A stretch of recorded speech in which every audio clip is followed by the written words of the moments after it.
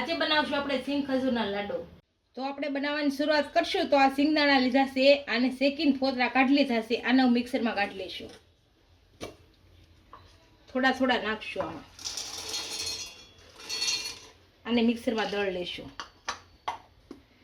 સિંગદાણાને આપણે મિક્સરમાં કાઢી લીધા છે અને આ ખજૂર લીધો છે, ખજૂરના બિયા કાઢી નાખ્યા છે બધાય। આ રીતનો ખજૂર લીધો છે 500 અને આપણે શેકી લેશું। હવે આ કડાઈ મૂકીશું, ગેસ ચાલુ કરશું, આમાં ઘી નાખીશું।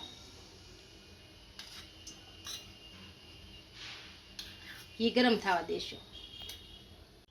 ઘી આપણું ગરમ થઈ ગયું છે, આ ખજૂર આમાં નાખી દઈશું।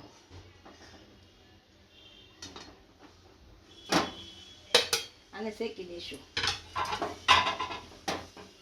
ગરમ થાય એટલે ઢીલો પડી જાય છે હાવ। ખજૂર ગરમ થતો ગયો છે અને ઢીલો પડતો ગયો છે, આ રીતે એને લેવા કરશું એટલે હાવ ઢીલો થઈ જશે।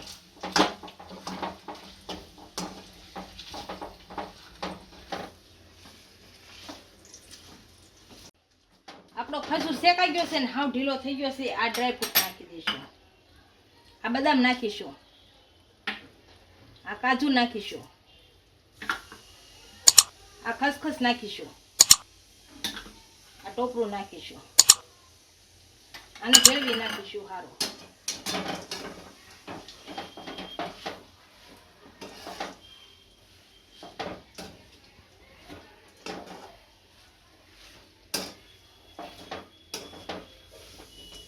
આસ્તે આસ્તે બધું ભેળવી નાખશું હાવ।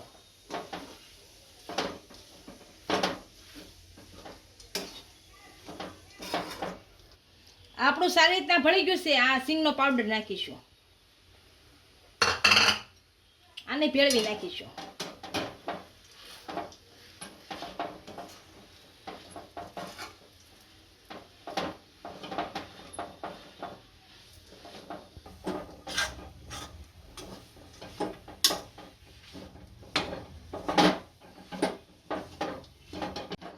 આ બધી વસ્તુ સારી રીતના ભળી ગઈ છે, આને એક વાસણમાં કાઢી લઈશું।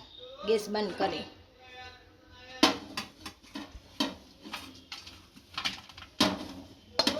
આને થોડી વાર ઠરવા દઈશું, ઠરે પછી લાડવા વાળશું આના।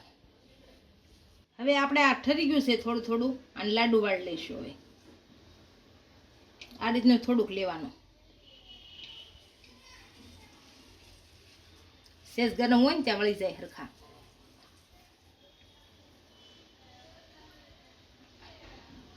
આ રીતે વાળશું।